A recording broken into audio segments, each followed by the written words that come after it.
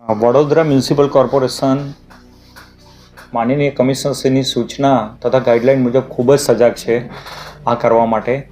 જે મુજબ માનનીય મ્યુનિસિપલ કમિશનરશ્રી દ્વારા Gujarat pollution control board, solid waste તથા ટીમ સાથે મિટિંગ કરવામાં આવી હતી. આગતરા આયોજન કરવામાં આવ્યા હતા. આ ઉપરાંત વડોદરા મ્યુનિસિપલ કોર્પોરેશને સ્માર્ટ સિટી પ્રોજેક્ટ દ્વારા 8 જેટલા એન્વાયરમેન્ટલ સેન્સર શહેરની અલગ અલગ જગ્યાએ, જેમ કે ટ્રાન્સપેક સર્કલ છે, બાપોદ છે, મકરપુરા GIDC છે, મંગળ બજાર છે, છાણી જકાત નાકા છે, અટલાદરા છે, એમ અલગ અલગ શહેરની 8 જગ્યા પર એન્વાયરમેન્ટલ સેન્સર લગાડ્યા છે.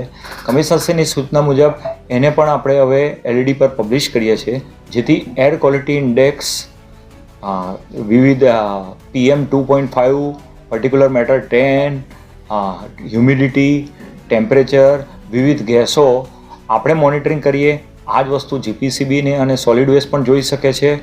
તેથી સમગ્ર એર ક્વોલિટી ઇન્ડેક્સ તથા સમગ્ર તેના તમામ પેરામીટર પર ધ્યાન રહે અને આપણે કઈ રીતે એમાં પોલ્યુશન ઓછું કરી શકીએ તે બાબતમાં પગલાં લેવા માટે કમિશનરશ્રીએ સૂચના આપી છે.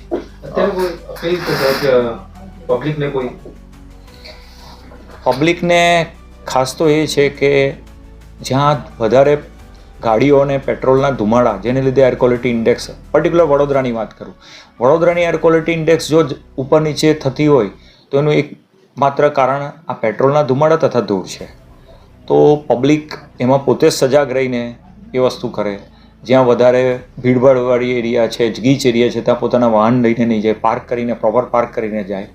તથા જે કન્સ્ટ્રક્શનને ધૂળ થાય છે ત્યાં આગળ કોઈ આવરણ, કપડું ઢાંકે, આ બધા પગલાં લેવા જોઈએ. અને આના માટે કમિશનરશ્રીની ખૂબ જ કડક સૂચના છે. દરેક તમામ જગ્યાએ કામ થાય છે ત્યાં મોનિટરિંગ કરવામાં વિવિધ ડિપાર્ટમેન્ટ, કન્સર્ન ડિપાર્ટમેન્ટ દ્વારા આવી રહ્યું છે. ખાસ કરીને અત્યારે ઠંડીની સિઝન ચાલુ રહી છે, એમાં જ આ વધતો હોય છે, એના આંકડા વધતા હોય છે એવું કંઈક? હા, નોર્મલી એવું સાયન્સ પ્રમાણે જોવામાં આવ્યું છે કે ફોગ વધારે હોય, ધુમ્મસ એટલે વધારે હોય, એર જલ્દી ઉપર ના જતી હોય, તે ટાઈમે ધૂળના રજકણો અને તમામ વસ્તુ રહે છે નીચે, એટલે થોડી વધારે આવે છે. પણ વડોદરાનું મુખ્ય કારણ છે ટ્રાફિક અને ધૂળ જેવું. અચ્છા, ઇન્ડસ્ટ્રીયલ એરિયામાં પણ આનું નિયંત્રણ વધારે થતું હોય છે, તો કંપનીને આપના માધ્યમથી શું એક મેસેજ આપશો? એકચ્યુઅલી આના માધ્યમનો મેસેજ તો GPCB અથવા સોલિડ વેસ્ટ આપી શકે, પણ છતાં એ છે કે દરેકે ગવર્મેન્ટના નોર્મ્સ પ્રમાણે પગલાં લેવા જોઈએ, જેથી શહેરીજનોની આરોગ્ય તબિયતમાં સુધારો થાય અથવા કોઈ તકલીફ ના પડે.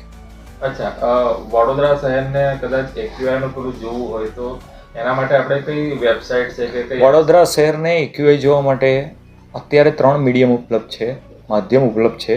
એક LED બોર્ડ જે શહેરમાં દરેક જગ્યાએ લાગેલા છે, એની પર બી અમે એને પ્રદર્શિત કરીએ છીએ. માય વડોદરા, જે વડોદરા મ્યુનિસિપલ કોર્પોરેશનની મોબાઈલ એપ છે, એમાં બી એર ક્વોલિટીના ઓપ્શનમાં ઉપલબ્ધ છે. તથા VMCની વેબસાઇટ પર જેમ પાણીનું લેવલ છે, રિવરના સેન્સર છે, રેઇન સેન્સર છે, તેવી રીતે એન્વાયરમેન્ટલ સેન્સર છે. એટલે આ ત્રણેય માધ્યમથી વડોદરા મ્યુનિસિપલ કોર્પોરેશનના થ્રુ સિટીઝન જોઈ શકે છે.